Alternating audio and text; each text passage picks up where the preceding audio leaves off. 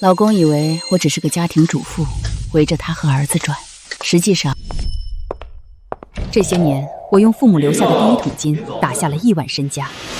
为了庆祝他退休，我精心准备了礼物，可我万万没想到，他也给我准备了一份大礼。谁让你搞这些花里胡哨的，这么铺张浪费？我辛辛苦苦一辈子挣的钱是给你这么糟蹋的吗？李婉晴，我养了你30年，现在我退休了，你也该独立了。你这话什么意思？李婉晴，我不可能养你一辈子。从今天起，这个家实行 AA 制。爸妈一辈子都在操持家里，他没有收入，怎么 AA？ 我儿子养了他30年，仁至义尽了，是时候让他为这个家做点贡献了。爸妈，我炒股赚大钱了，张伟还不知道我赚到了钱，我打算取出来一部分帮他运作工作。婉晴啊，你炒股赚钱我们不反对，但你赚钱的事儿暂时先别告诉小张。为什么？如果你能跟小张安稳生活到退休，再告诉他，退休之前千万别说。你们是担心张伟那个赌鬼弟弟？张伟太好面子，又重兄弟情，还愚孝。妈怕你被张家掏空。如果你们的婚姻能安稳到退休，到时候再把钱拿出来也不迟。好啊，从明天开始，咱们家就实行 AA 制。爸妈为这个家操劳了一辈子，这对妈太不公平了。什么叫不公平？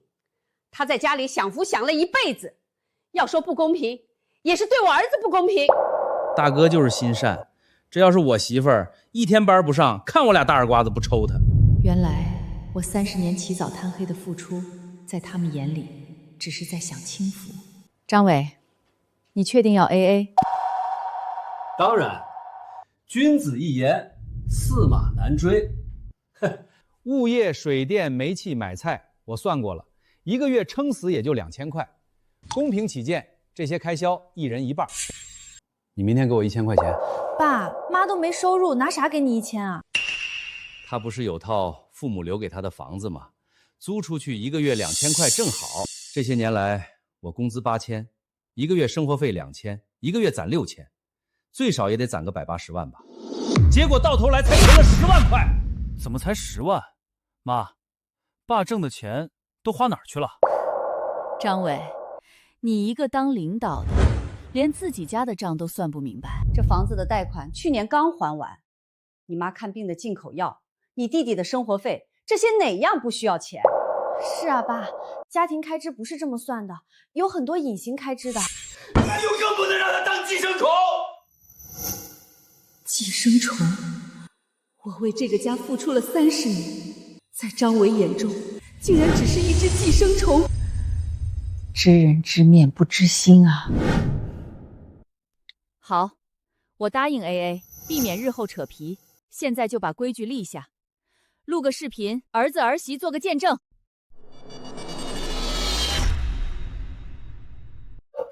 他不会想耍什么花样吧？怕什么？一个吃我儿子、喝我儿子的寄生虫，能翻出什么铁？录就录，谁怕谁？从今天起，我张伟与林婉晴开启 AA 制生活，家庭公共开销包括煤气、水电、物业、买菜，费用1人1半。我补充，个人消费、衣物、娱乐、人情往来各自承担，尤其是双方原生家庭的任何开销各自负责，不得动用家庭公共资金，也不得要求对方承担。媳妇儿赡养婆婆天经地义。我们已经 AA 了，法律上只有子女赡养老人的义务，儿媳没有。你听听，你妈说的这是什么话？妈，赡养老人本来就是家里的事儿，你分得这么清，也太不近人情了。既然 AA， 那就 A 彻底一些。这一条，你同不同意？行，我同意。可笑，张伟根本不知道这个家的隐形成本有多高。这些年，要不是我暗中贴补，他根本不可能有这么体面舒心的生活。婆婆3年前查出甲癌，一直吃进口药，每个月药的费用就得1万元。张伟喜欢喝茶，每周跟朋友去茶馆喝茶，每个月的费用在3000元左右。他的每一件衣服都在1000元以上，还有他弟弟那份体面的工作，哪一样不是我在背后支撑？我付出了这么多，在他眼中不过是个寄生虫。既然如此，那我不伺候了。好，就这么说定了。视频群发了，大家做个备份。老张，祝你退休快乐。从今天起，我们的人生都将开启新篇章。婉晴，你过来一下。我昨晚连夜做了一份家庭财务优化方案，我分了固定支出、浮动支出，还有预估开销，非常科学。物业费300，水电煤气上个月420，网费每月100，这些固定支出加起来是820，你每个月1号准时转我410。另外，买菜做饭这些是浮动支出，我建议每人每月先出1500，放到公共账户里，多退少补。怎么样？我这套方案够清晰，够公平吧？他把每一分钱都算得清清楚楚，却唯独漏算了最贵的一样东西——我的劳动。我每天买菜、做饭、洗衣、打扫，这些无偿的家务，在他眼里原来一文不值。好啊，你想得很周到，就按你说的办。不过用公共账户太麻烦了，转来转去容易出错。买菜我们轮流吧，1人1周，这样更简单。轮流？对，这周我买，下周你买。买多买少都是自己的事儿，也省得为几块钱的菜价闹不愉快。这周我先来。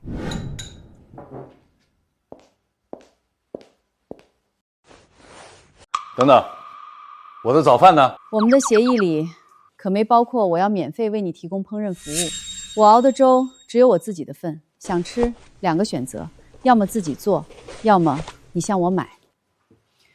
手工现熬小米粥，1碗5块。做饭、打扫卫生本来就是女人应该做的事儿，哪有算钱的道理？我们可是夫妻。从你拿出那份 AA 制表格的瞬间，我们就不是传统意义上的夫妻了，而是财务合伙人。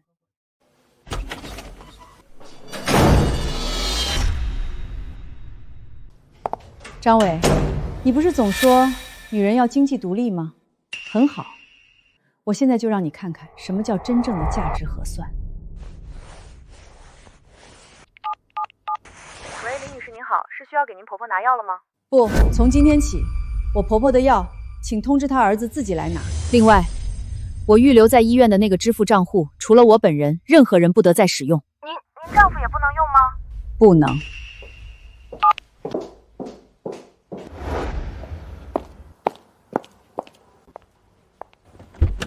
林总，您的车。是时候对自己好一点了。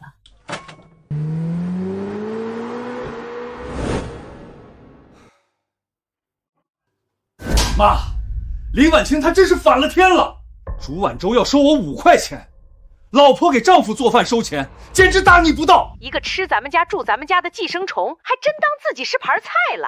儿子，你别理他，晾他几天，等他没钱了，就得哭着回来求你。对了，我药快没了，你陪我去拿药。我约了朋友喝茶，叫强子陪你去。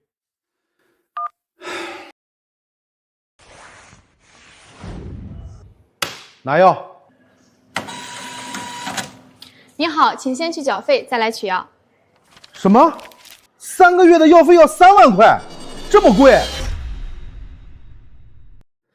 对付女人就得敲山震虎，让她知道谁才是这个家的主宰。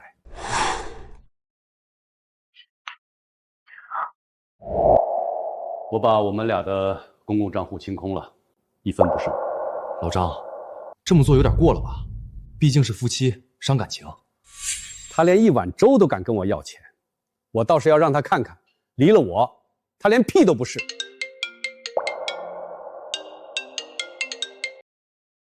喂，又怎么了？哥，妈吃的那个进口药，1个季度要3万块，我哪有这么多钱啊？慌什么？林婉晴的支付账户一直挂在医院，直接刷她的卡。你好，刷卡。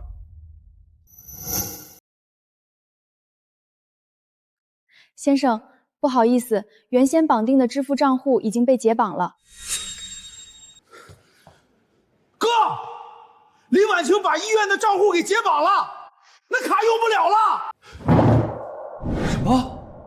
他敢解绑？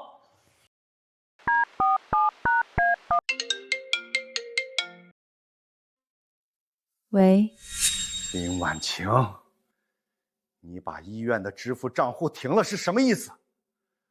我妈等着拿药救命，你是想害死她吗？第一，那是你妈，不是我妈。第二，从你提出 AA 制那刻起，赡养义务就划分清楚了，谁的妈谁负责。以后你妈的医药费你自己付。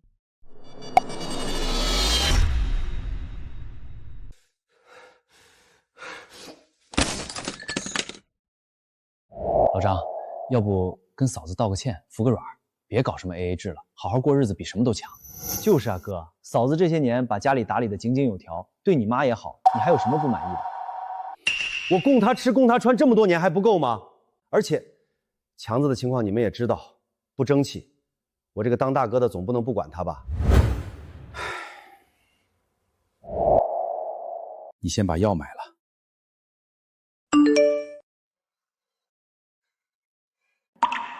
先生，药还开吗？啊，不要了，不要了。药怎么能不要了？家里的都吃完了，不吃药怎么行？妈，这家医院太黑了，一盒药敢卖1万。我有个哥们儿在医药公司上班，我让他从内部拿，便宜。行行行，还是我小儿子靠谱，不像林婉晴那个白眼狼，停了卡还想咒我死，早晚让小伟把他扫地出门。兄弟，我刚给你发的图片，那个药你给我来3盒，要最便宜的那种，3盒加起来别超过300块。强子，一个季度300块，那只能是假药了，吃出事儿我可不管啊。什么真的假的，吃不死人就行。妈，搞定了，走，儿子请您吃火锅去。还是我儿子对我最好。来尝尝，蒙特2号古巴货，一般人抽不着。我靠，这玩意儿一个人就得上千吧？老张，你这日子过得是真滋润，喝头茶龙井，抽古巴雪茄，妥妥的上流社会啊！咱都跟着张哥沾光了。我在这儿是顶级会员，这些茶呀、雪茄呀，随便招呼，喜欢就拿，别跟我客气。这地儿可不便宜，这太贵重了，我抽一根尝尝鲜就行。拿着，哥不差这点小钱。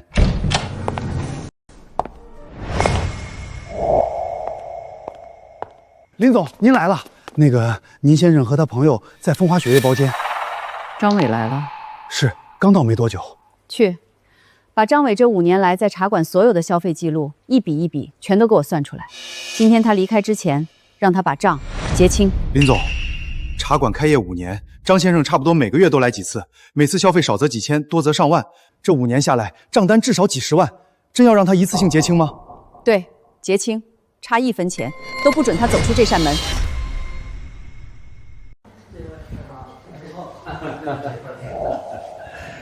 老规矩，签单。不好意思，张先生，我们老板今天有交代，您需要把之前的账结清了才能离开。结账？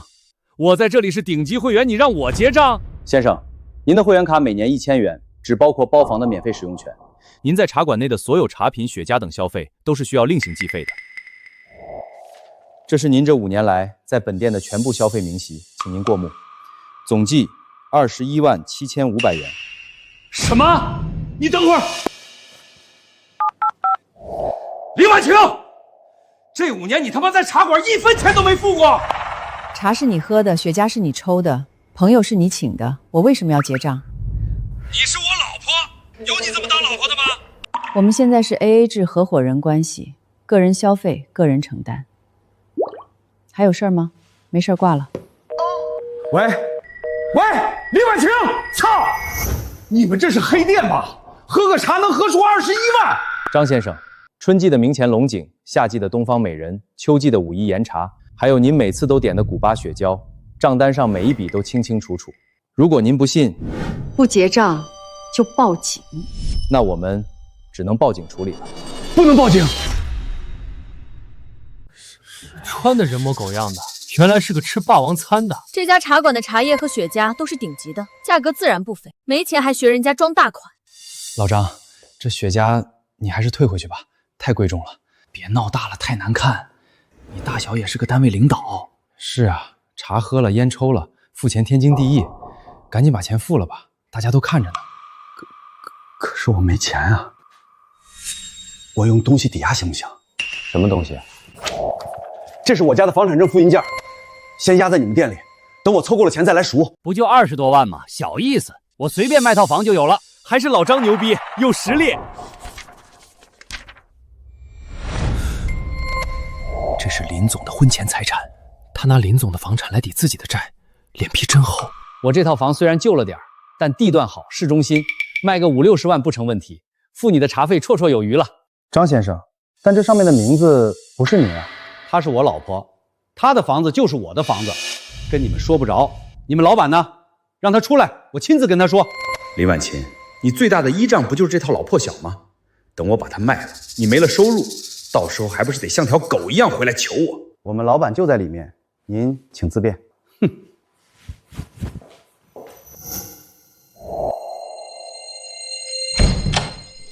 您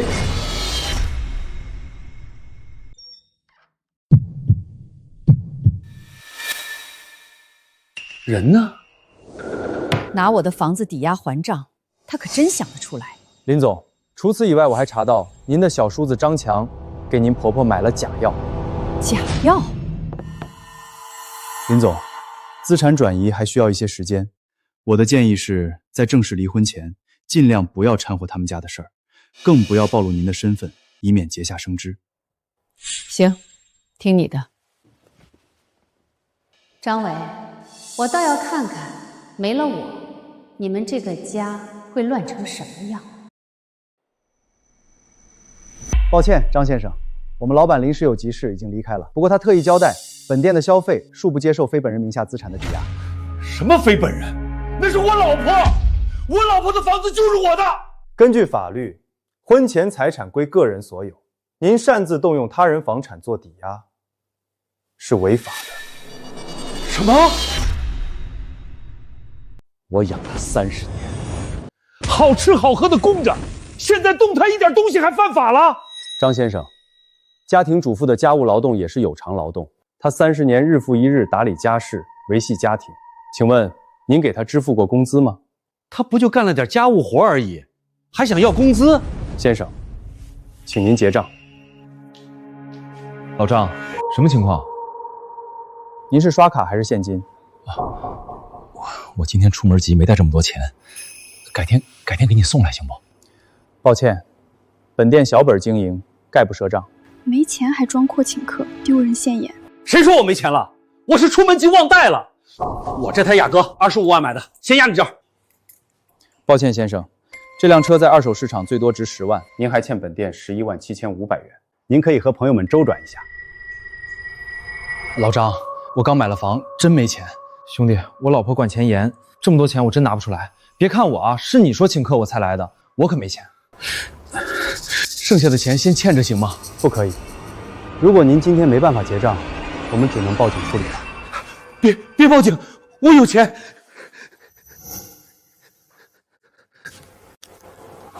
小浩，爸遇到点急事儿。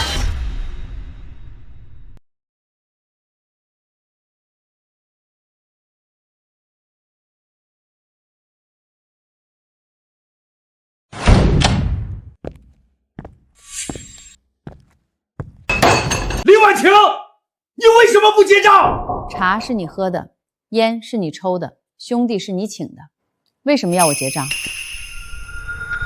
跟你说过多少遍了，鲈鱼要红烧，我吃了几10年的红烧鱼，你故意做清蒸跟我作对是吧？我喜欢清蒸的。过去30年，买菜要考虑张伟的口味，做饭要算着儿子下班的时间。我的世界只有灶台和家庭。现在我只需要问问自己，林婉晴，你喜欢吃什么？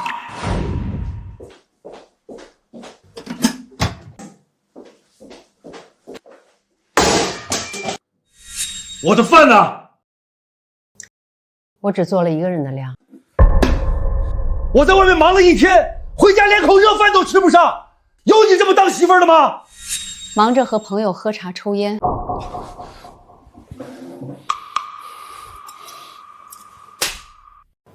这些菜是我花钱买的，属于我的私人财产，想吃可以按市场价跟我买。好，你真是好样的，非要跟我算计是吧？行，我这就叫儿子过来，让他来看看你的真面目。妈，茶馆的账你为什么不结？害得我爸到处借钱，连我都借了。茶是你爸喝的，账是你爸欠的，凭什么要我来买单？行，茶馆的事我不跟你扯。那家里呢？你看看家里现在都变成什么样了，地没人拖，碗没人洗，我爸连口热饭都吃不上，他胃不好你不知道吗？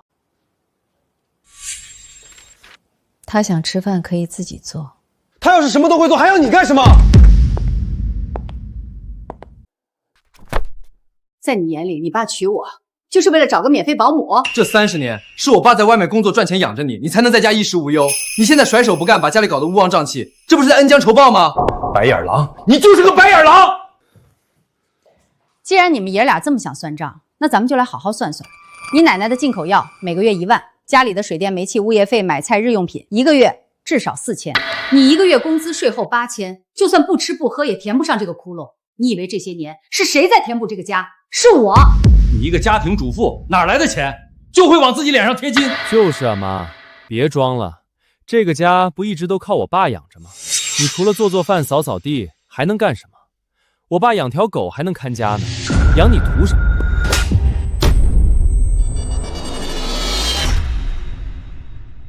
你居然打我！你5岁时发高烧，是我背着你跑了2条街去医院。你爸骂你的时候，是我挡在你前面。我生你养你，把你捧在手心里28年，就换来一句不如一条狗。你吃我爸的，喝我爸的，照顾我不是应该的吗？哪个当妈的不这样？原来我付出的一切，在他心里都是理所当然。伺候老公孩子是你的本分，别把自己当功臣。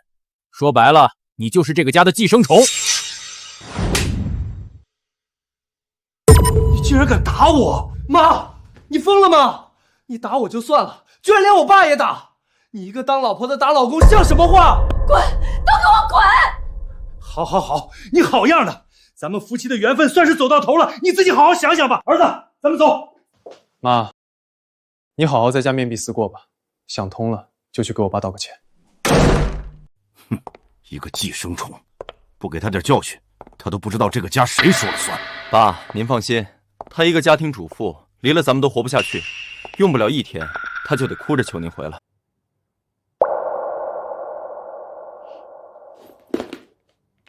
林总有什么吩咐？派人去张强家，他住的那套房子，过去3年的租金、水电、物业费1分都不能少的让他交。好的，林总，我马上安排。张伟，你不是觉得我只是一个会洗衣做饭的家庭主妇吗？我倒要看看离开了我你们张家还怎么赚。我妈今天真是太过分了，居然敢动手打我跟我爸，还说什么家里开销都是他在补贴。他那套老破小，1个月租金撑死2000块，他拿什么补贴？就会往自己脸上贴金。什么？林婉晴那个贱人敢打我儿子和大孙子？妈，您别急，等他明天来求我回去，看我怎么收拾他。这么点药，1个月要1万，我从医药公司直接拿的，内部价1个月只要8000。我打听了，医院里公开卖也就9000，剩下那1000肯定是让林婉晴吃了回扣了。什么？吃我回扣？他连奶奶的药钱都贪，别的地方还不知道贪了多少。就说嘛，不过是在茶馆喝点茶，怎么可能欠下20多万？肯定是林婉欣跟茶馆串通好了，合伙坑我。他在茶馆挂账好几年都没事儿，爸你第1次挂账，人家就翻脸，肯定是他跟茶馆串通好了。好啊，这个林婉熙表面看着老实巴交的，背地里这么坏，这30年指不定贪了我们老张家多少钱呢。这么晚了，谁会来呀？哼，肯定是林婉晴来求我了，别给他开门，让他在外面多站一会儿。爸，让他进来吧，正好问问他吃回扣的事儿，看他还怎么装。行，你去开门。你们是？您好，我们是晴天集团的，这是张强先生房屋的账单，过去3年租金及各类费用，麻烦您签收一下。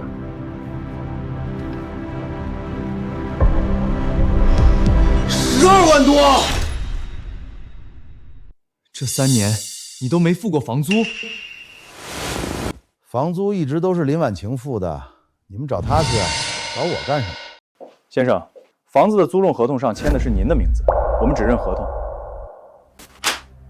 根据合同约定，您以严重违约，若3日内未能补足欠款，我司将以涉嫌合同诈泄为由，对您正式提起诉讼。哥，这到底怎么回事？林婉晴怎么不付钱了？她这是想让我流落街头啊！药不给买，房租也不交，这个林婉晴真是反了天了！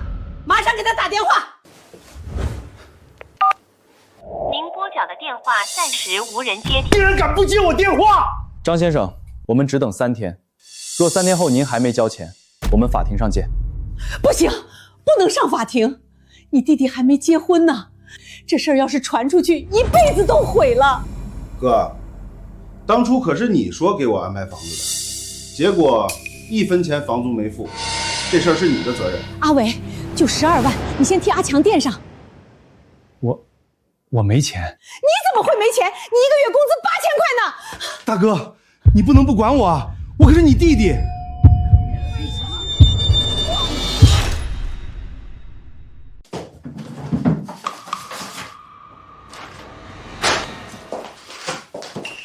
你这是在找什么？房产证呢？给我！你要房产证干什么？问那么多干什么？让你拿你就拿。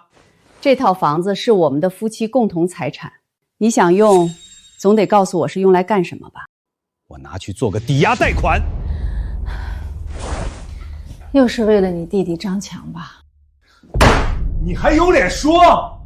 谁让你不帮张强付房租的？害得人家半夜找上门来，你知道我多丢人吗？那是你弟弟，不是我弟弟。他租房子凭什么让我付钱？他是你小叔子，跟我们是一家人。从你提出 AA 制那天起，你的家人就只是你的家人。我没有义务再为他们的人生买单。房产证，我不会给你。这套房子是我辛苦挣钱买的，我是一家之主，我想抵押就抵押。房产证上有我的名字，没有我签字，我看谁敢给你办抵押。你要是敢乱来，咱们就法庭上见。好，你还敢威胁我是吧？林婉晴，你够狠，别后悔。爸，你先坐下消消气，别把身体气坏了。妈，您就不能别闹了吗？二叔就要被起诉诈骗了。难道您真想看他去坐牢吗？他把钱还了，就不用坐牢了。那是我亲叔叔，你怎么能这么冷血？张强1个月工资6000，今年45岁了，就算没存款，也不至于连房租都付不起。他的钱呢？他的钱有别的用处。哼，别以为我不知道，他把钱都拿去赌了。张伟，这些年你给张强还的赌债，没有50万也有30万了吧？你还嫌不够吗？我就这么一个弟弟，我帮他怎么了？他就是个无底洞。我爸说的没错，你的心里根本就没有这个家。你要是觉得你叔叔可怜，就自己想办法帮他们，那是你的自由。但是，谁也别想动我的房子。妈说的对，叔叔都40好几的人了，总不能养他一辈子吧？你怎么也帮他说话？房子是他租的，凭啥让妈付房租？妈，我支持您，这是咱们家最后一点家底了，绝对不能再搭进去了。你们是想合起伙来气死我吗？我只不过是实事求是，你就认为是我故意要气死你？张伟，这个世界上没有人时时刻刻都会顺着你，小丽没这个义务，我更没有。张强就是个无底洞，你爸这辈子已经搭进去了，你也想把自己搭进去吗？我不同意给叔叔还钱。你说话之前先想清楚。这套房子没有我的签字，你们休想动。哥，你弄到钱没？再不给钱，人家真要起诉我了。你那还有钱吗？先帮你叔叔凑上。茶馆借你那几万都是刷的信用卡，我哪还有钱啊？爸，必须得想个办法让我妈把钱掏出来。林婉清，是你步步紧逼，那就别怪我不念旧情。肖律师，麻烦你了。林女士，您现在住的这套房子属于婚后共同财产，按照法律，您先接。妈，你快回来，我爸要跳楼了！跳楼？开门，可不能想不开呀！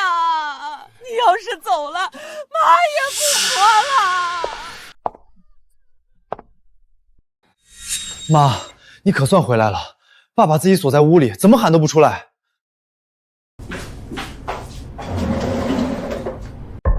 妈，你干嘛？砸门。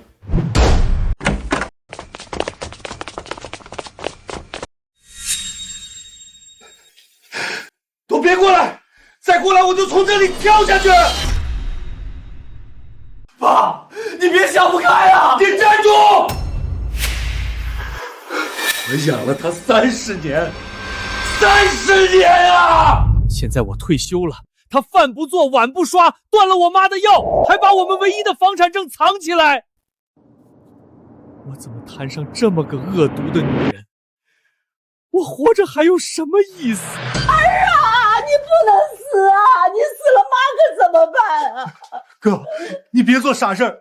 林婉清不仁不义，咱们张家不认他就是了。你可不能丢下我们呀！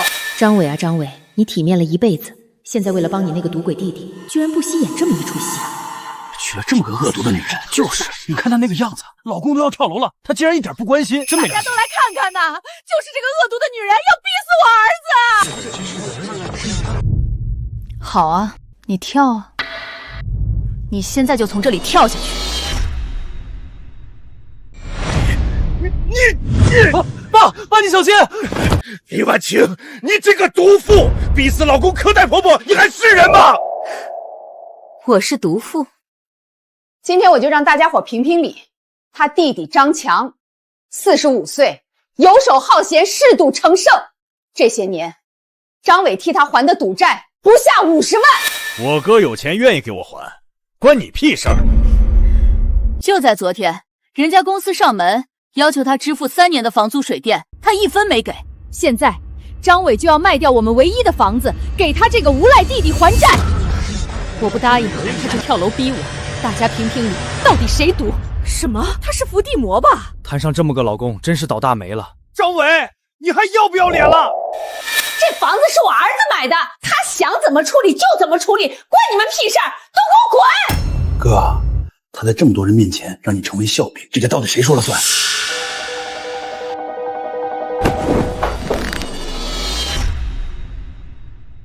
你放开我，不然我就报警了。报警？你报啊！警察来了又能怎么样？这是我们的家事，他们管不着。老公，你快拦着点咱爸，别出什么事儿。我妈就是白眼狼，不给他点教训，他都不知道自己在这个家的地位。张伟，你这是婚内暴力。我打你了吗？我只是想跟你商量一下。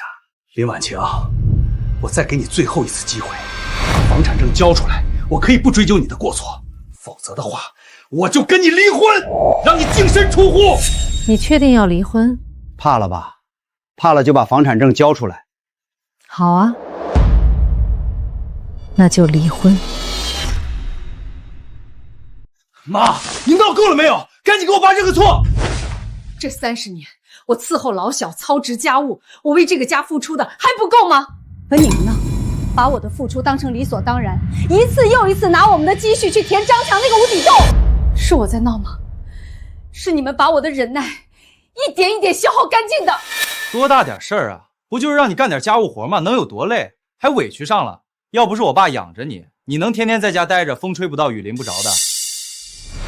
要说累，我爸挣钱养家才叫累。你一个靠男人养的女人，有什么资格喊委屈？行，就算你想离婚，你没工作，没收入，离了婚你住哪儿？吃什么？喝什么？我警告你，你要是敢走出这个门，以后就别指望我养你。你就算饿死街头，我也不会再看你一眼。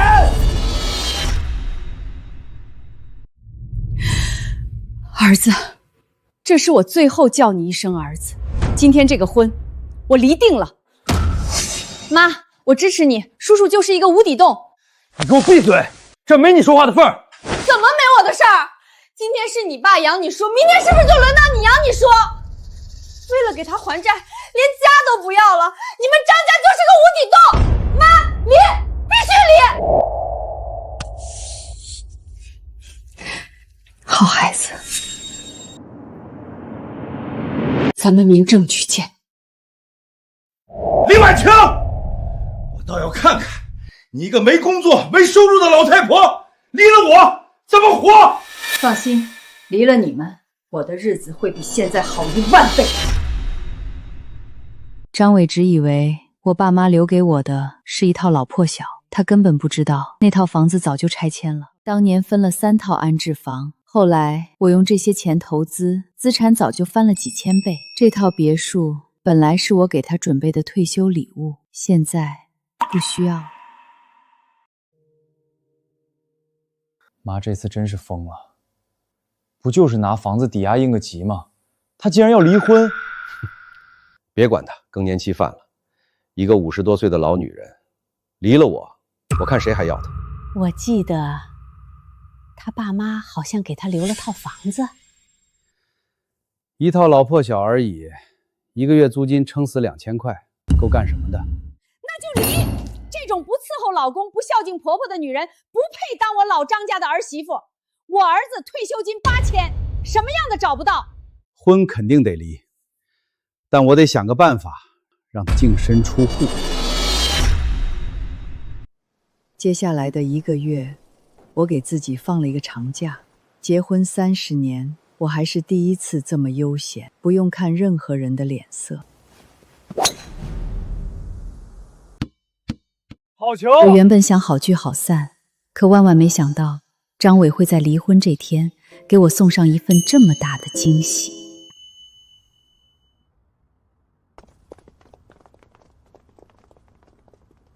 林婉晴，离了我，这日子过得很惨吧？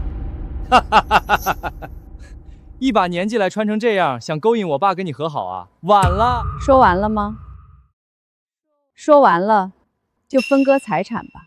我的律师马上。分财产是吧？行，那我今天就跟你好好分分。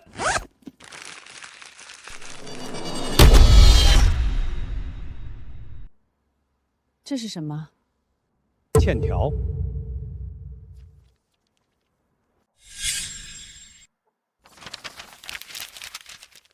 36万、50万、42万、80万，加一起200多万。这30年，家里所有开销全是我一个人扛，我那点工资哪够？管朋友借200多万很正常。法律规定，婚姻关系存续期间的借款属于夫妻共同债务。你要是想离婚，这200多万的债，你得还1半。第一，借条上的每一笔钱我都没见过。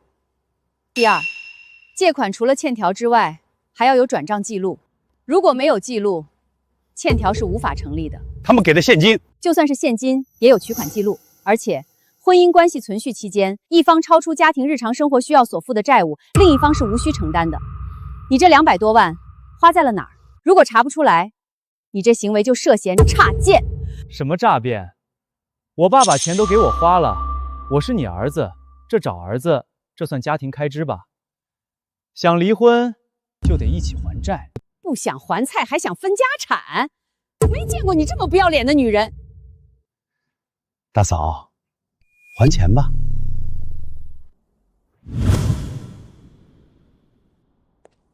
林婉晴，看在夫妻一场的份上，我可以不让你还债，不过那套房子就没你的份了。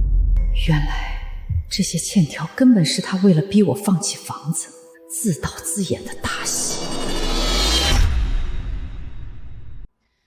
你的意思是，只要我放弃这套房子，这200多万的债务就跟我没关系，并且其他的财产都归我。哥，你们家除了那套房，还有别的财产吗？有个屁！我退休时家里的存款只有10万块，给妈买药花了3万，剩下的7万已经给茶馆了，连那辆车都抵押出去了。外公外婆不是还给他留了一套房吗？一套老破小而已，跟我们家这套没法比，给他了。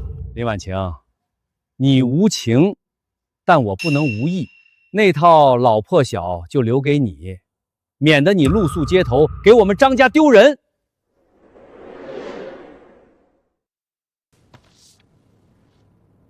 肖律师，我要跟我丈夫离婚，请您帮我分割一下财产。林总，您的资产太多了，短时间内很难完成分割，即便进行保全，也要分给您丈夫至少10%，也就是2000万，除非他自愿放弃分割您的财产。张伟，你可真是有情有义呀！我怕你反悔，录个视频做证据。我张伟自愿放弃除婚房外的所有夫妻共同财产，债务也由我一人承担。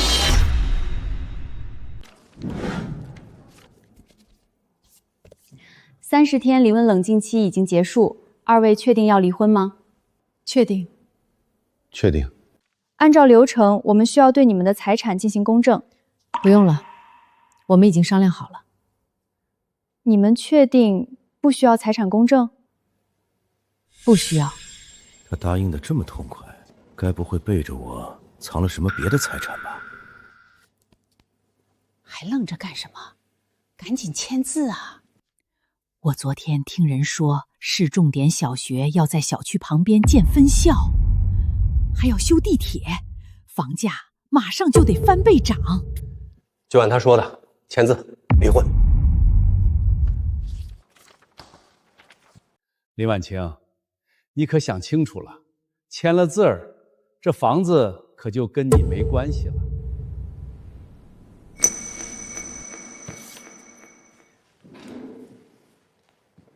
林婉晴，既然离婚证已经领了，我就告诉你一个好消息。咱们家，哦不，现在是我的家了。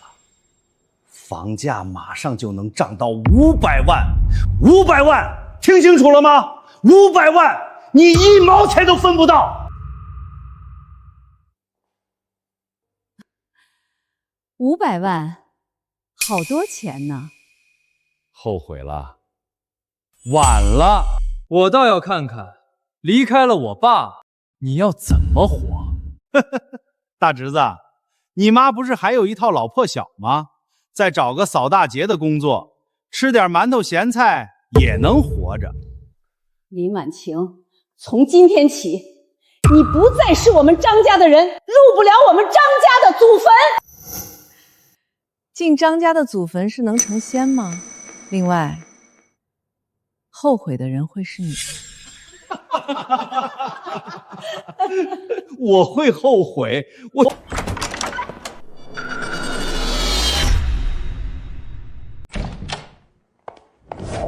丽丽，你打扮得这么漂亮，是特意来庆祝爸离婚的吧？我确实是来庆祝的，不过我是来给妈庆祝离婚的。妈终于摆脱了你们这群白眼狼。孙俪，你疯了吗？跟我爸离婚以后，他屁都不是。你现在巴结他干什么？脑子进水了。疯的是你们。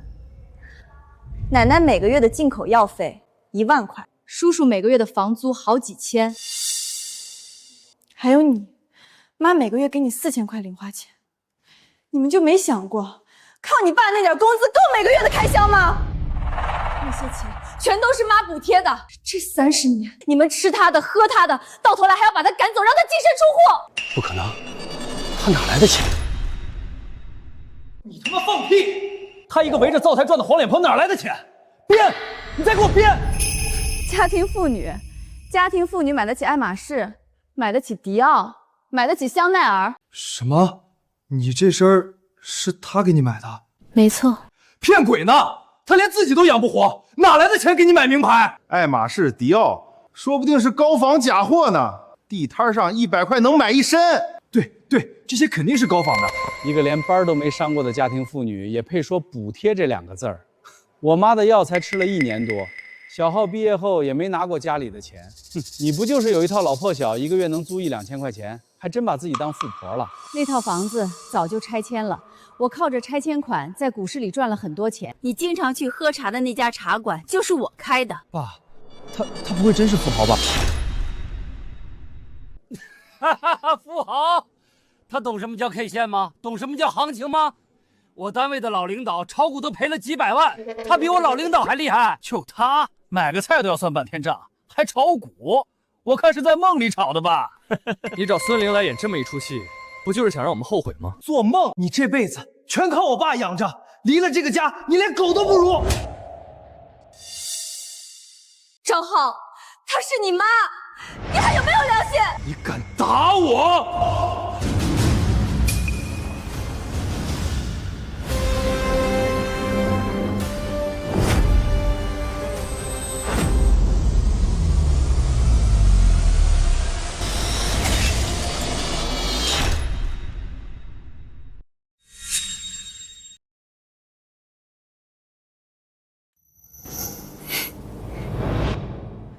妈，你没事吧？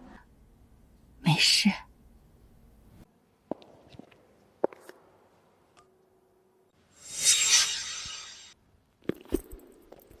丽丽，他们爱信不信，婚已经离了，以后各走各的路。走，咱们去庆祝。妈，咱们不搭理他们，走。孙俪，你给我听好了，今天你要是敢跟着他走，咱们就离婚。我说到做到，你以后别想再踏进我们张家一步。咱们只办了酒，没领证，不用离婚，直接分手。你这赌鬼叔叔年近半百，连房租都付不起，就是个无底洞。谁愿意接着养谁来，我不伺候了。妈，咱们走，我请您吃大餐。怎么堵成这样？前面出车祸了，看样子还得堵一会儿。要不您给林女士打个电话说一声。时间来不及了，我必须在今天让张伟签了离婚协议书。希望1000万可以摆平。我走过去。林婉晴可真够搞笑的，一个只会洗衣做饭的黄脸婆，也敢说自己是富豪。哼，她要是富豪，我都能当市长了。呸！我儿子养了他30年，他连个屁都没攒下，还富豪？做梦去吧！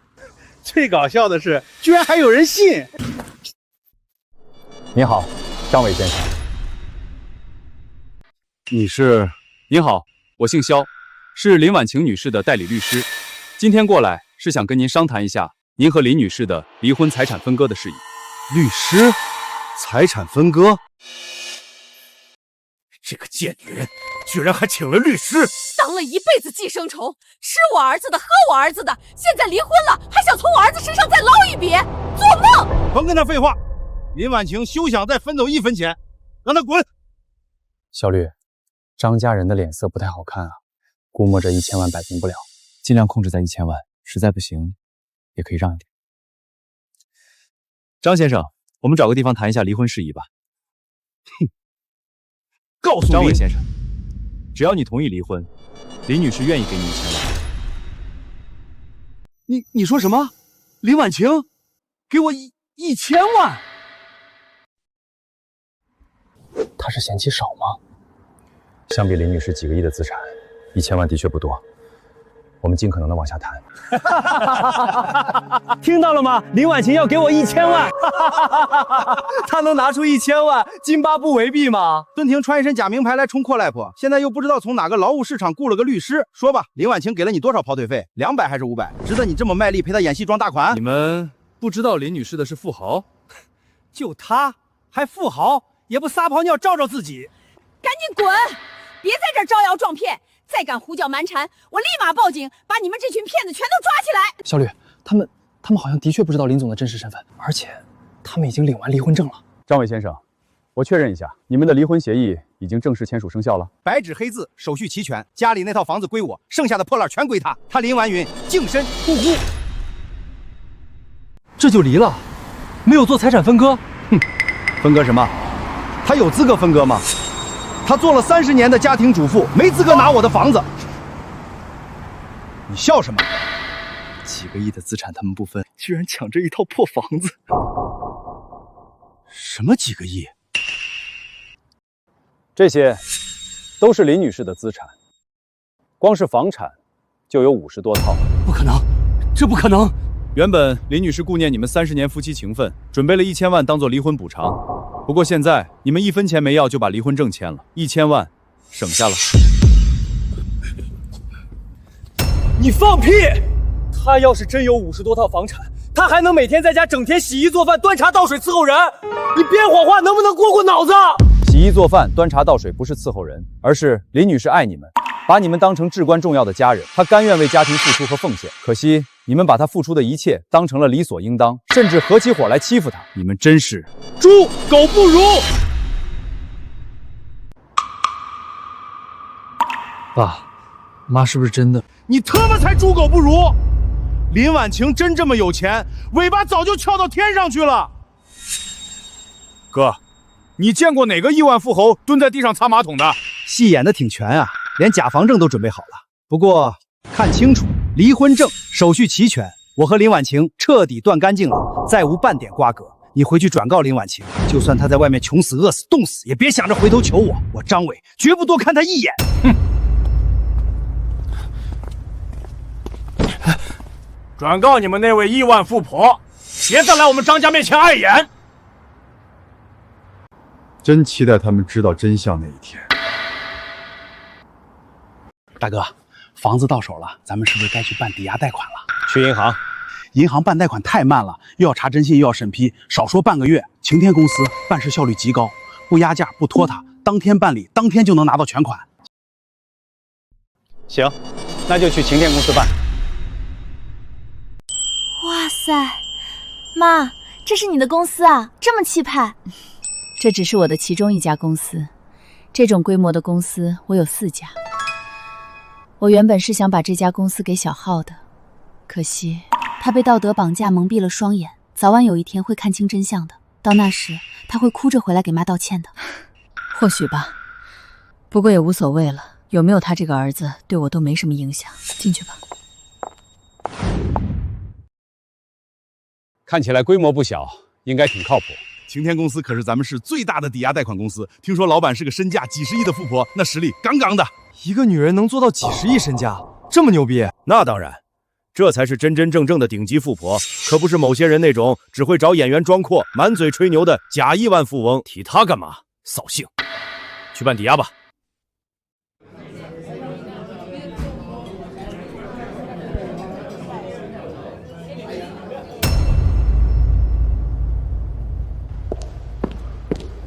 林婉晴，你还真是阴魂不散。我说过了，房子不会分给你，你跟踪我什么意思？你哪只眼睛看到我跟踪你？只许你来这里，我不能来了。这是抵押公司，你一个家庭妇女有什么可抵押的？他不是有套老破小吗？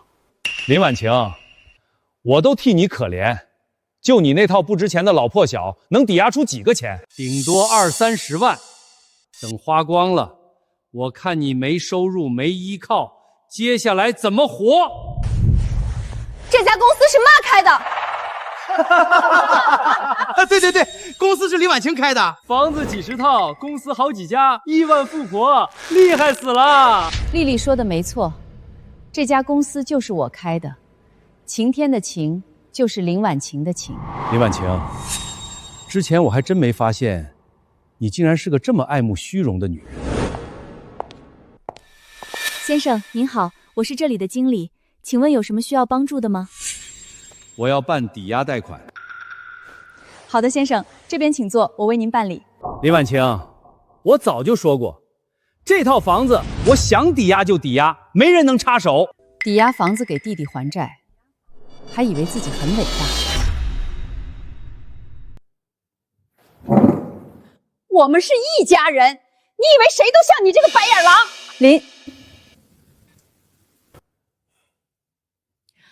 各位，请不要在公司大声喧哗，影响其他客人。一个被扫地出门的黄脸婆，跟他废什么话？还是赶紧办贷款要紧。我们要贷款500万。李婉晴，这套房子要抵押500万了，你知道500万是什么概念吗？500万算什么？妈有2个亿。还2个亿，我看他像2个亿。这套房能贷500万吗？何止500万，附近马上修地铁了，再过2年能卖1000万呢。到那个时候，我们老张家就是千万富翁了。而你，林婉晴，就是个……这套房不值500万。我这房子地段好，怎么可能不值500万？你到底会不会看房？不会就赶紧换个专业的人来。这套房子不是重点学区，也没有规划要建地铁。按照目前的市场行况，市值只有200万。你们要是抵押大冠，我只能贷150万。150万够干屁的！你放屁！你看看，传单上都写了，小区后面要盖重点小学，还要建地铁。这是虚假营销传单，没有任何官方依据，纯粹是诈骗的。黑店，你们就是故意编造谎话压价，坑我们老百姓的血汗钱！大家快来看啊，大公司欺负老百姓啊！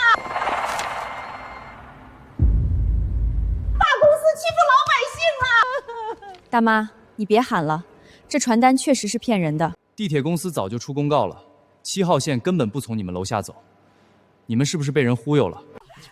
那块地也不建小学，是要建垃圾处理厂，后续只会持续掉价，连150万都不值。不，这不可能！这些人都是你请来的演员，你们合起伙来骗我！对，一定是你，这里都是你的演员！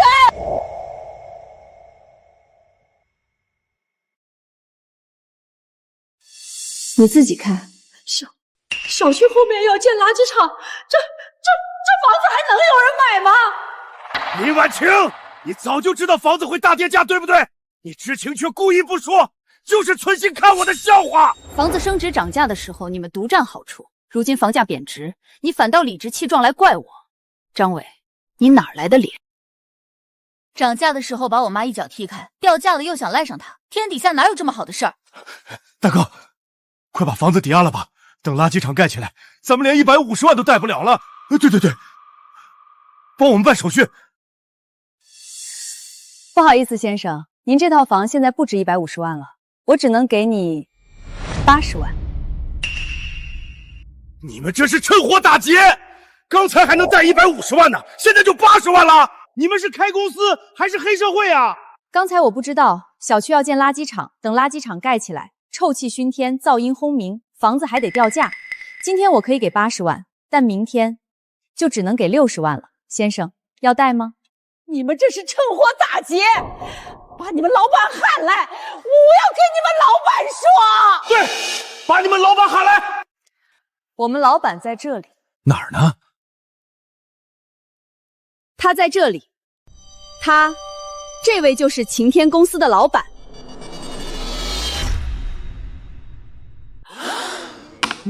那个律师说的也是真的。你们不知道林女士的是富豪？妈，你真的是富豪？现在知道喊妈了。让妈净身出户的时候，你想什么来着？你真有几十套房产？是。茶馆也是你开的？是。这家公司也是你的？是。那你为什么要瞒着我？你弟弟这些年租房子、找工作、还贷款几百万，你儿子读书时每个月补课费3万，还有各种兴趣班，你妈每个月医药费上万，还有你出去喝茶应酬，你想过这些钱是哪儿来的？我以为是你父母的遗产。这就是你的算计，算计我父母留下的遗产，算计我那套老破小。我早在10年前就已经财富自由了。张伟，你以为你可以算计所有人，其实你脑子里装的全都是屎。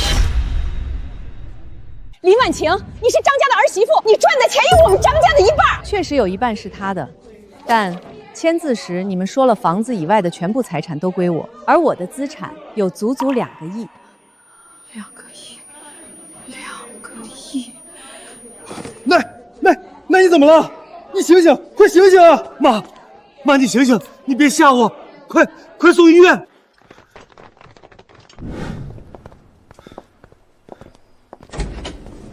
医生，我奶奶怎么样了？病人的甲癌复发了，情况不太乐观，需要尽快做手术。甲癌复发？怎么可能？我妈每个月都按时吃药的，1个月1万的进口药从来没断过。奶奶一直严格按时服药，保养得很好，怎么会突然复发？是不是诊断出错了？如果病人真的定期服用靶向药，确实不应该复发。病人近期服用的药物拿给我，我核查一下药物情况。强子，药呢？快拿出来给医生看看。药。这些年，一直都是林婉晴负责买药，一定是她买了假药，把药钱贪污了，才让妈病复发的。妈，你的命咋这么苦啊？摊上这么一个恶毒的儿媳妇儿，她要害死你啊，妈！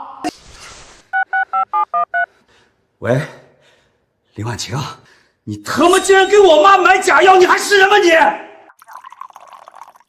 假药？我现在去医院见面再说。喂，林婉晴，谁给奶奶买了假药啊？你说呢？林婉晴，不给我一个交代，我他妈跟她同归于尽！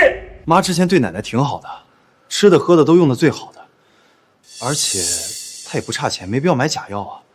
这事儿是不是另有隐情？我妈重病住院，生死未卜，你居然还有闲心逛街购物，你到底有没有良心？那是你妈，不是我妈。妈，奶奶为什么突然病了？是不是药有问题？吃了几年都没问题，怎么现在突然出事了？这个月的药是张强买的吧？你们怎么不怀疑是他买了假药？说是不是你做的？放屁！那可是我妈，我是她亲儿子，哪有亲儿子买假药害自己亲妈？事到如今了，你还不承认吗？大哥，小浩，你们别听他们胡说八道，他们是在污蔑我，是在挑拨离间咱们的关系。张强绝对干不出害自己亲妈的事儿，你少在这里搬弄是非，挑拨离间。呵呵，事到如今你还这么天真，那我今天就给你上一堂课。要最便宜的那种，3盒加起来别超过300块。强子，一个季度300块，那只能是假药了。吃出事我可不管啊！什么真的假的，吃不死人就行。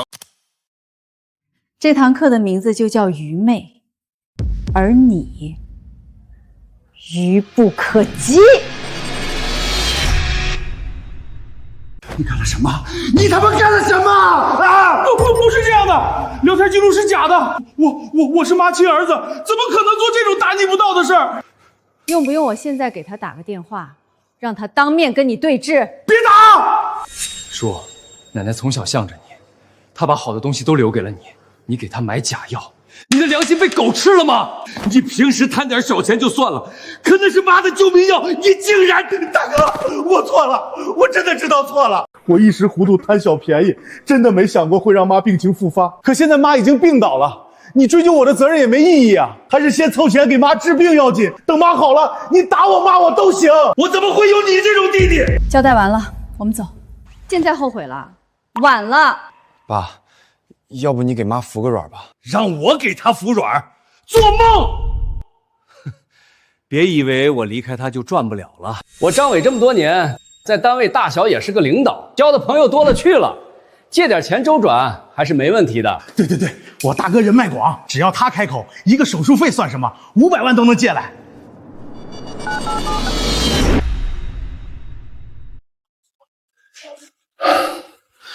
哥，现在忙吗？有点事儿想请你帮个忙。什么事儿？我妈突然病了，急需手术费。你方便的话，借我10万块周转一下，很快就还你。周转？张伟、张强那个无底洞摆在那儿，赌债烂账一堆，你拿什么还周转？哥，是我管你借钱，不是张强。我的人品你还不知道吗？我肯定会还的。你还好意思跟我谈人品？婉晴在你们家任劳任怨30年，伺候老的，照顾小的，你安稳退休，转头就翻脸无情，逼他净身出户，扫地出门。你这种忘恩负义的白眼狼，根本就不配谈人品，你就是人渣。什么狗屁亲戚，不想见就直说，冠冕堂皇找那么多借口。哥，你继续打电话，除了他以外，别人都会见你。我打给小曹。这些年在单位，我处处提携他，照顾他。他逢年过节上门送礼巴结，我开口，他不会拒绝。小曹，我妈住院急需手术费，你先转我10万周转一下。没有。小曹，咱们20多年的交情，我以前也帮了你不少，10万块钱你都不肯帮我。以后别给我打电话了，我怕婉清姐误会。爸，咱们是不是真错了呀？还有你的老领导，老领导一定会借给你。对，还有我的老领导，这些年来，他一直对我非常关照。他说，我就像他的亲儿子，老领导一定会帮我。领导，是我呀，小伟。张伟，你这个混账东西！你的良心是被狗吃了吗？你这些年升职加薪，全是婉清背地里四处奔走，托人铺路，默默帮扶。没有他，你屁都不是。是林婉晴为我铺的路。没有林婉晴，你20年前工作失误就要被开除了。是林婉晴为你奔波，才让你渡过难关。现在你安稳退休，日子安稳了，就翻脸卸磨杀驴。我活了70年，从没见过你这么丧良心、忘恩负义的人渣。原来这些年的关系都是他在维系吗？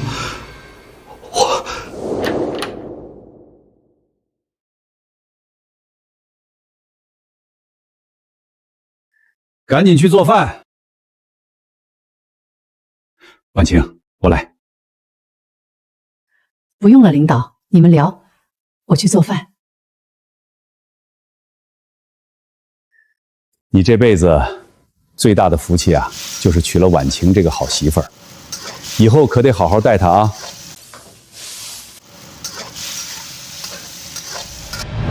我真的错了吗？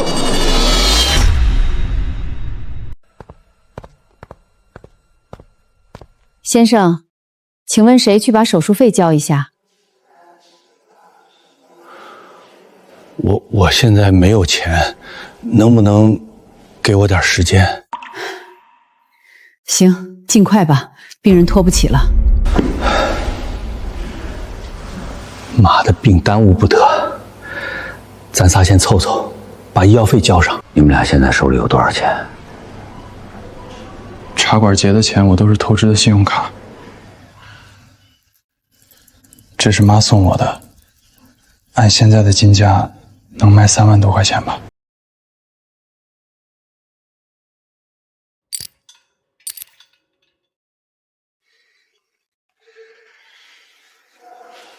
你哪有多少钱？我哪有钱啊？兜比脸都干净。我说你给咱妈买药那3万块钱呢，你他妈花哪儿去了？打牌输了，拿着给妈买药的钱去赌。林婉清说的对，你就是个畜生，是个无底洞。我又不是故意的，我是想去赢钱的，我也是受害者。你这个当大哥的不安慰我就算了，还帮着外人骂我。反正现在手术费也凑不够，把项链给我，我再去摸一把，保准能把咱妈的医药费连本带利赢回来。你这个畜生，妈等着钱救命呢，你还要去赌，你还有没有良心？我就是为了妈呀，我想赢钱给她交药费呀。大哥，我这是好心，你怎么就不明白呢？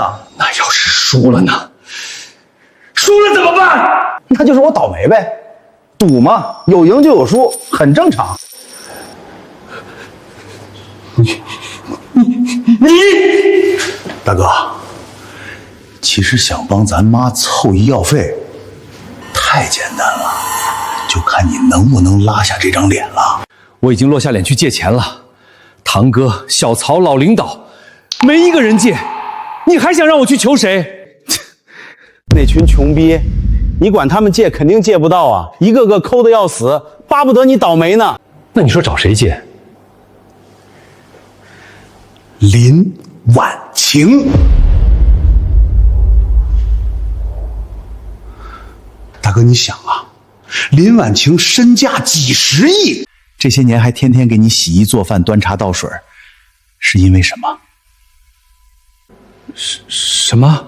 是爱，他爱你啊！只要你说2句好话，钱不是分分钟到手。他那么有钱，钱包里随便露点都够咱潇洒几年了。我跟他已经离婚了，我张伟这辈子就是穷死、饿死，也绝对不可能再去求他。不去求也行，那就让妈等死呗。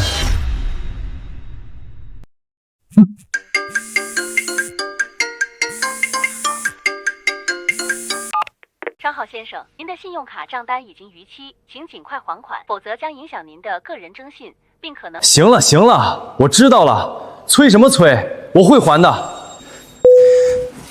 爸，要不你就去求求我妈吧，这钱就当是咱借的，咱以后有钱了再还她就是了。这里是你家？原本这套别墅是我给你准备的退休礼物。说吧，找我什么事儿？又想让我填你妈和你弟的窟窿？婉晴，你说的对，张强就是个无底洞。以前是我太傻，忽视了你的感受。现在我知道错了，你看在咱们夫妻30年的份上，原谅我一次，可以吗？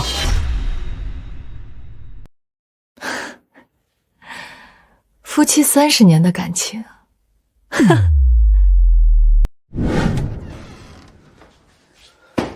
林婉晴，给我打水洗脚，快点！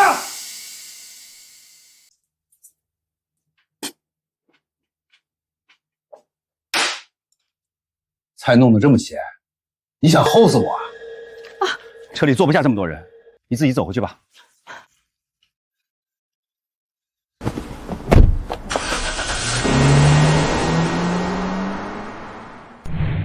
这30年，我洗衣做饭、带孩子、伺候你妈、帮你弟弟填窟窿，我全心全意的为这个家。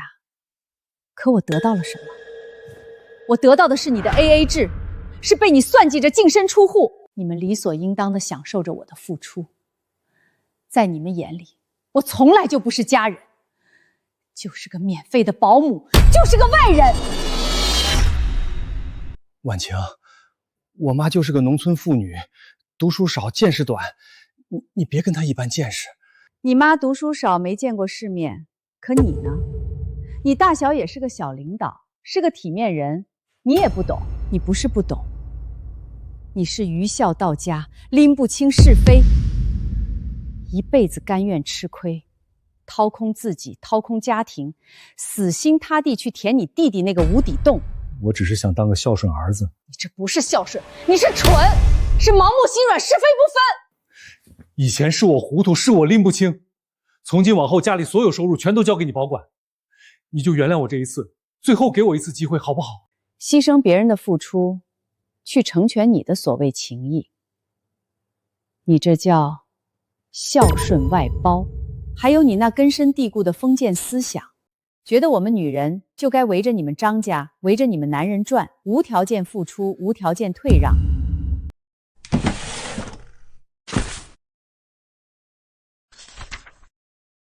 这是我让律师拟好的婚内财产赠与协议，我名下1半的公司股权。我本来打算在你退休那天签好字，当做你一辈子的保障。生效的日期就定在你提 AA 制的第2天。推水晶，推水晶，草会不会玩啊？一群猪队友。大哥，林婉晴咋说？是不是要跟你复婚？他说让我滚，不复婚也得分点财产吧？不是说要给你1000万吗？你给我闭嘴！是你这个无底洞把我们家拖垮的！你给我滚！给我有多远滚多远！大哥，我不是你大哥，我没有你这样的弟弟，给我滚！滚就滚！这个家我也不想待了。你要不来钱，那我去要。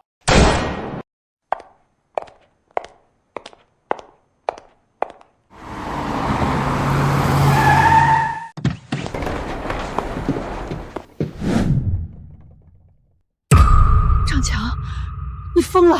我是被你逼疯的，林婉晴，你听好了，我要2000万，少1分钱你都别想活着！你这是绑架，是犯罪，你想把牢底坐穿吗？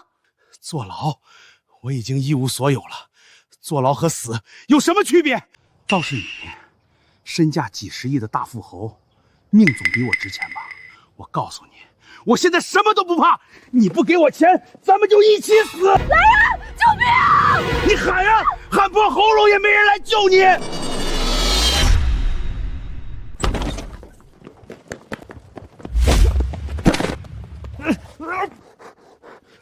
放开我，王八蛋！你放开我！林总，您没事吧？我没事，立刻报警。林婉晴，你不能报警！喂，你好，我要报警。我不要，我不想坐牢。嫂子，嫂子，咱们是一家人啊！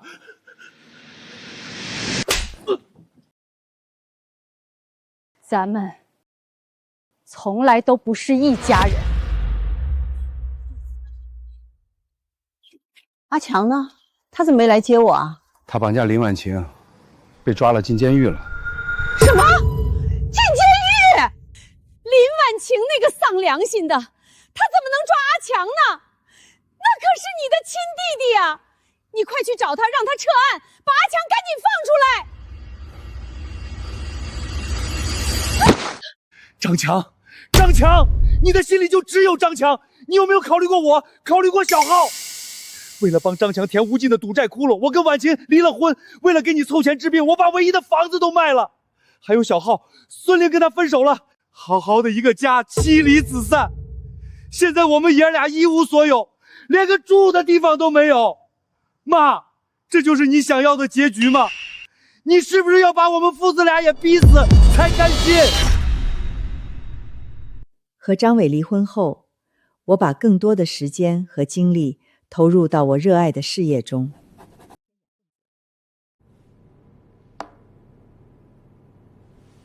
我和一家国外私募公司达成了战略合作，事业上了一个新台阶。如今的我，不需要再取悦任何人，我所做的一切，只因为我喜欢。旅游、写生、爬山。岁月无情，人心易变，但我终于明白，只有爱自己，才能拥有最美好的结局。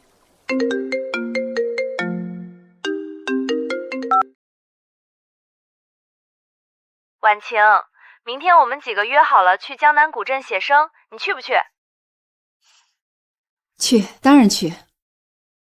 曾经我以为我的世界只有一方小小的厨房和客厅，如今我才发现，整个世界都可以是我的。至于那些过去的人和事，风吹过，便散了。